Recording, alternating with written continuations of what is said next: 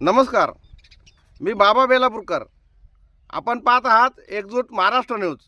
रावरी नगर पाथर्डी विधानसभा पोटनिवडणूक 2026चे वंचित बहुजन आघाडीचे उमेदवार चोळके संतोष एकनाथ यांच्या प्रचारार्थ रावरी शहरात वंचित बहुजन आघाडीचे राज्य उपाध्यक्ष दिशा पिंकी शेख हे आले असता आमच्या हाती काही चलचित्र आले असून आम्ही ते तुम्हाला दाखवित आहोत. पिंकी शेख यांना विनंती करतो की त्यांनी आपलं मार्गदर्शन या ठिकाणी करावं.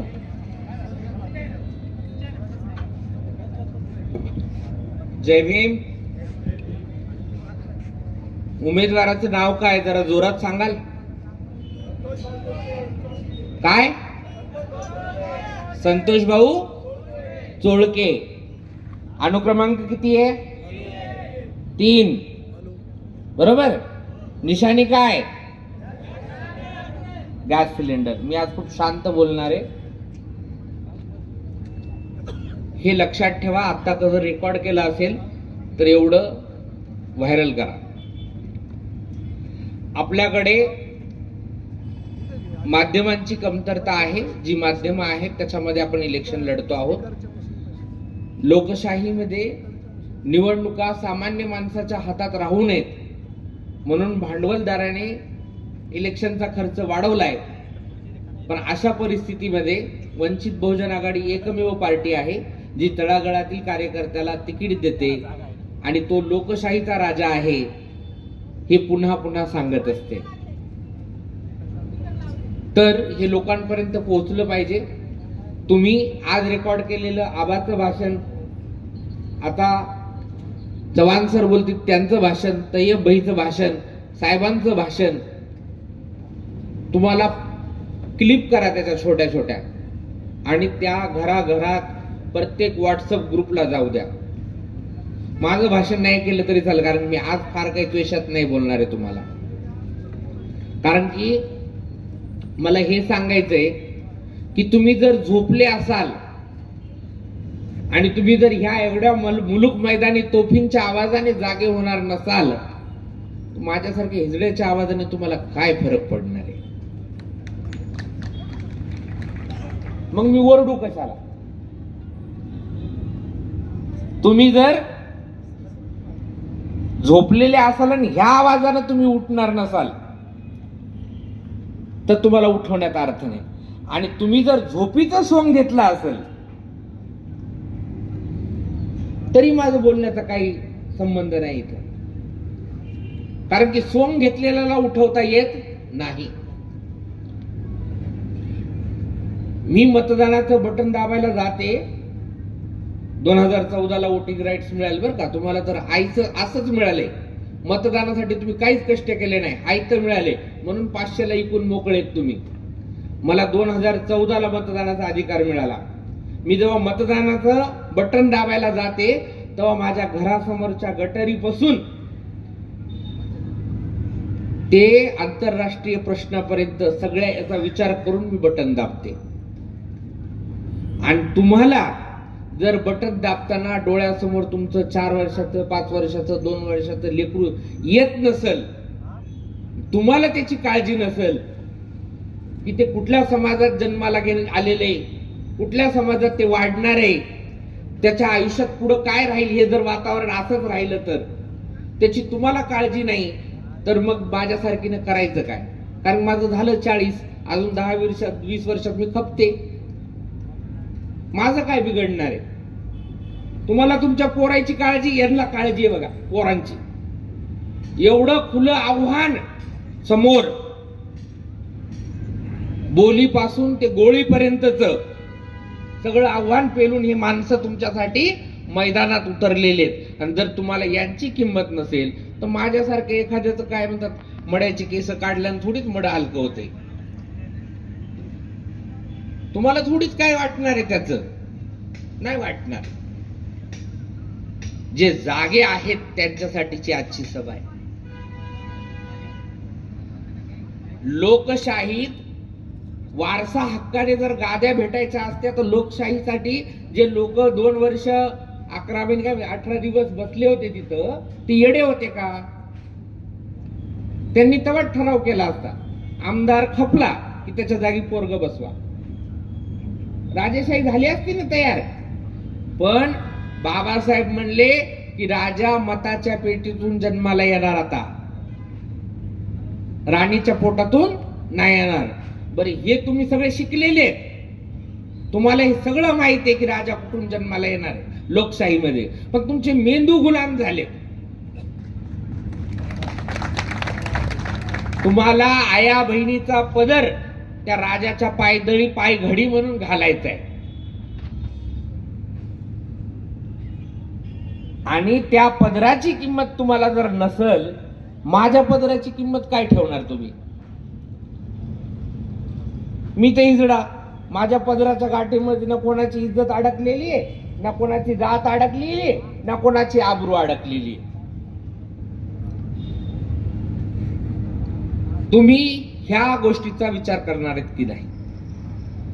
काय राष्ट्रवादीच्या बॅनरवर तनपुरे साहेबांचा फोटो आहे. आमच्या म्हणजे मी ज्या ज्या लोकांना भेटते, सामान्य माणसांना लय आशा, तनपुरे साहेब आमचे तारणहार. बाळासाहेबांनी पण प्रेस घेतली तेव्हा सांगितलं, तनपुरे जर मैदानात असते तर आम्ही आमचा उमेदवार मैदानात आणला नसता. बरं, तनपुरेंचा राष्ट्रवादीच्या बॅनरवर फोटो आणि तनपुरे कुठं बीजेपीच्या नेत्यांसोबत चर्चा करायला की माझं काहीतरी करा. आणि तुम्ही कुठं आहे? त्यांचं राहू द्या, त्यांचं ते सुरक्षा करू राहिले, त्यांच्या लेकरा बाळाची सोय लावू राहिले. तुमच्या लेकरा बाळाचं काय आहे?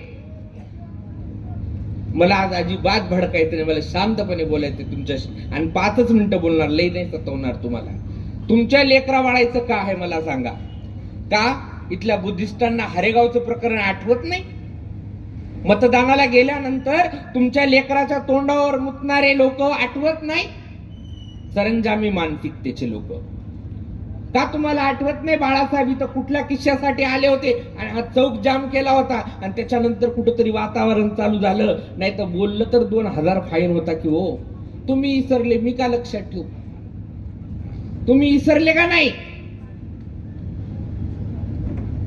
तुम्हाला आहे का लक्षात या माणसांची, या सगळ्या माणसाची? का अनिल भाऊला लेकरं बाळा नाही, बायको पोरं नाही? तो खुल्लं चॅलेंज घेऊन राहिलेत, इथं उभा राहून बोलतायत धडाडीनं. उद्या त्यांचं कमी जास्त झाल्यावर आपण राशन पुरवणार आहेत का त्यांच्या घरी? नाही. जर तो माणूस जर स्वतःचं सगळं अस्तित्व तुमच्यासाठी पणाला लावू शकतो, तर तुम्ही चुपचाप मतदान पेटीमध्ये जाऊन स्वतःचा निर्णय तरी देऊ शकता की नाही? का लोकशाहीचा गळा घोटायचं तुम्हीच ठरवले? तुम्हीच ठरवले का मला सांगा? ख्रिश्चनांवर होणारे इतके अन्याय अत्याचार असताना सुद्धा निवडणुकीच्या टायमाला ख्रिश्चनांची लिडरशिप कुठे आहे? मला त्यांना आव्हान करायचंय की बाबांनो, वाट भटकू नका, याच्या पुढचा चान्स नाही. तय्यब बहिणी सांगितले SIR मध्ये, मी माझं नाव चेक करून आले कसं तरी. तुमचे नाव कसे उडवले जातील? ज्यांच्याकडे चालू आहे ना त्यांना फोन लावून विचारा काय काय करायलेत ते लोक SIR मध्ये नाव टिकवण्यासाठी. आणि हे फक्त मुस्लिमांसाठी नाही, भटक्यांची मोठी फजिती होणार आहे, आदिवासींची मोठी फजिती होणार आहे. ज्यांच्या घरात कागद ठेवायलाच पेटी नाहीये, त्यांनी यांना कुठं कागद दाखवायचे? पण नाही, आम्हाला ऐकायचं नाही. आम्ही राहुरी नगर रस्त्यावर बोलणार नाही, आम्ही रोजगारावर बोलणार नाही, आम्ही इथल्या महिलांना होणाऱ्या खरात ताजं प्रकरण आहे. खराताच्या दारामध्ये जाणारी बाई कुठल्या मानसिक दबावाखाली तिथं जात असेल, आणि असे बाबा तुम्हाला दारोदारी उभे करायचेत का? आता परत काल परवा एका बाबाला अटक झाली आहे आपल्याच जिल्ह्यातील, आणि असे मौलाना पण असू शकतात. मानसिकतेला धर्म नाही, परत म्हणायची एकाच बाजूला बोलली म्हणून, है ना? गुन्हेगार आहे बाबा, तो कुठल्या एका याचा नाही. फक्त त्याला खतपाणी कोण घालायले बघा. कोट्यावधीच्या जमिनी विकत, अहो सोनाराच्या दुकानात तोळाभर सोनं घ्यायला गेलं ना, तर दुकानदार म्हणतो पॅन कार्ड दाखवा, म्हणतो का नाही? मग तुम्ही कोट्यावधीच्या जमिनी घेताय तर सरकार तुम्हाला विचारत नाही की हा माणूस रातोरात कोट्यावधीच्या जमिनी घेऊन राहिला, हा तर बाबा, याला नोकरी नाही, मग याच्याकडे पैसा यायलाय कुठून? कोण डोळे झाक करत? आणि हे जर तुम्हाला कळत नसेल तर तुमचं अवघड आहे. कळते का?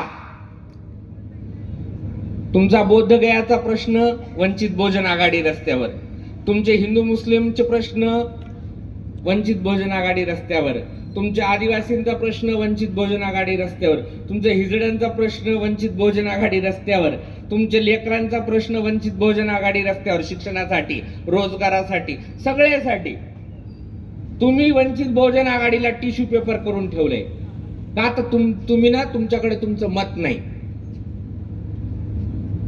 काही झालं की ताई आमच्यासाठी स्टँड घ्या, ताई आमच्यासाठी बोला, उत्ता बाला सबको बोला ना, एक स्टेटमेंट दे दो, एक स्टेटमेंट देंगे तो माहौल ठीक हो जाएगा. ताई तेवढं बोला ना, साहेबांचा एक फोन गेला तर सगळं ठीक होईल.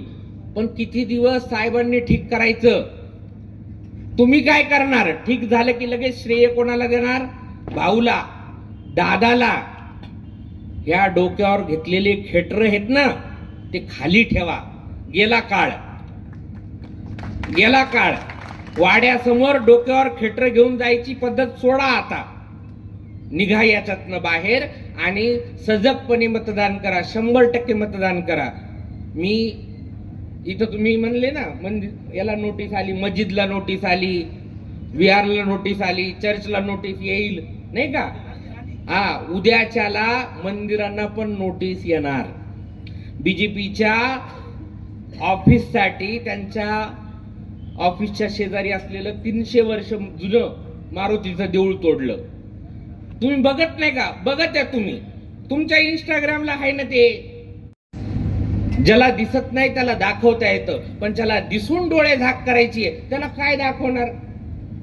तुमच्या मोबाईलला आहे ना की काशीमध्ये अहिल्याबाई होळकरांनी बांधलेली जुने जुने प्राचीन घाट कशा पद्धतीने विकासाच्या नावावर फोडण्यात आले. संत महंत सांगायलेत की जेवढे मंदिर औरंगजेबानं तोडले नाही तेवढे मंदिर मोदीच्या काळात, भाजपच्या काळात तुटले म्हणून. तरी आमच्या हिंदूंना राग येईन. बरं, तुम्हाला हिंदू पाहिजे होता, हिंदू उमेदवार द्यालाय. पाहिजे होता ना, पण नाही. तुम्हाला तुमच्या गोटातला खेटर डोक्यावर घेणारा हिंदू पाहिजे.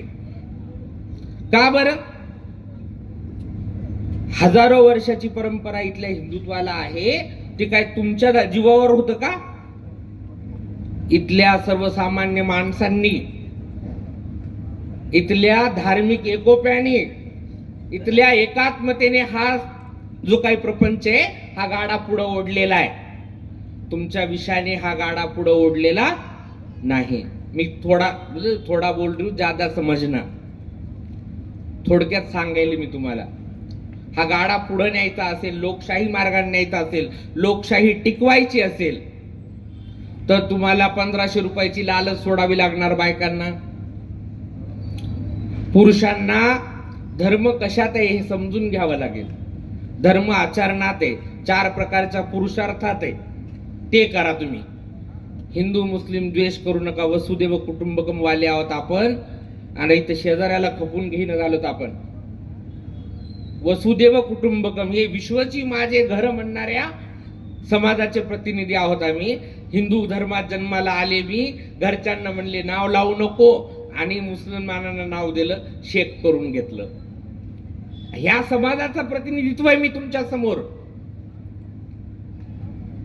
आता मला नाव सांगायला भेव वाटतं, कारण की नावावरनं तुम्ही जज करता. बाजारात मारलं तर काय करायचं भेव वाटतं का? तर इथल्या मर्दांनी तोंड बंद ठेवले. मी पेट्रियार्कल बोलत नाही, हे सगळं पेट्रियार्कल आहे, मान्य आहे मला. पण किमान ज्या व्यवस्थेला तुम्ही मानता त्या व्यवस्थेमध्ये अन्याय होत असताना चूप बसणाऱ्या माणसांना काय म्हणलं जातं? एकदा ते तरी आठवा बटन दाबताना. आणि तुम्हाला याच्यापेक्षा जास्त चॅलेंज नाही करू शकत मी. तुमच्या आया बहिणीचा पदर, तुमच्या लेकराचं भविष्य आणि तुमच्या जीवाची सुरक्षा आणि या देशाच्या लोकशाहीबद्दल तुम्ही जरा जरी उपकार ठेवून असाल. मी जयंतीच्या दिवशी रडलेली आहे की हा बाबासाहेब नावाचा माणूस जर नसता या जगामध्ये तर माझं जगणं काय असतं.